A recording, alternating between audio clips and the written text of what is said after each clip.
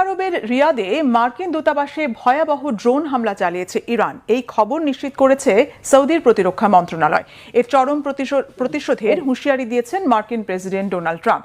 অন্যদিকে মিসাইল হামলায় বাহরাইনে মার্কিন বিমান ঘাঁটি ধ্বংসের দাবি করেছে ইরান। হিজল জোবায়েরের ডেস্ক রিপোর্ট।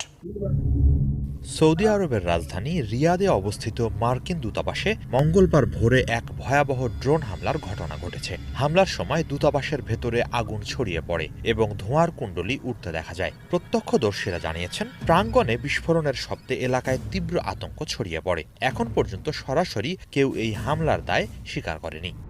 সৌদি প্রতিরক্ষা মন্ত্রণালয় সামাজিক যোগাযোগ মাধ্যম এক্সে এক বিবৃতিতে এই হামলার খবর নিশ্চিত করেছে। মন্ত্রণালয়ের মুখপাত্র জানান, দুটি ড্রোন সরাসরি মার্কিন দূতাবাস প্রাঙ্গণে আঘাত হানে। হামলার সঙ্গে সঙ্গে সার্বিক নিরাপত্তা ব্যবস্থা জোরদার করা হয়েছে।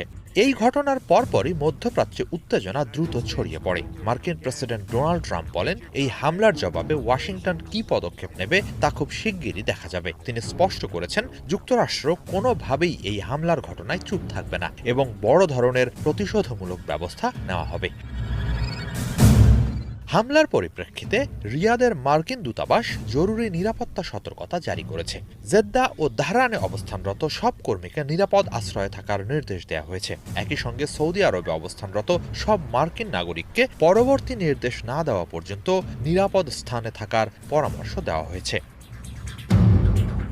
এই ঘটনার পর স্থানীয় সামরিক স্থাপনা ও কূটনৈতিক এলাকায় অপ্রয়োজনীয় যাতায়াত সীমিত করারও নির্দেশ দেওয়া হয়েছে। গোটা মধ্যপ্রাচ্য জুড়ে মার্কিন স্থাপনাগুলোয় জারি করা হয়েছে সর্বোচ্চ সতর্কতা।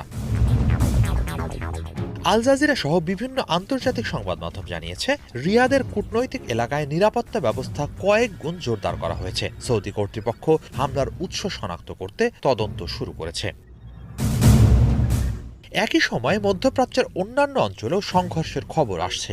বাহরাইনে ইরানের ক্ষেপণাস্ত্র ও ড্রোন হামলায় একটি মার্কিন বিমান ঘাঁটি ধ্বংস হয়েছে।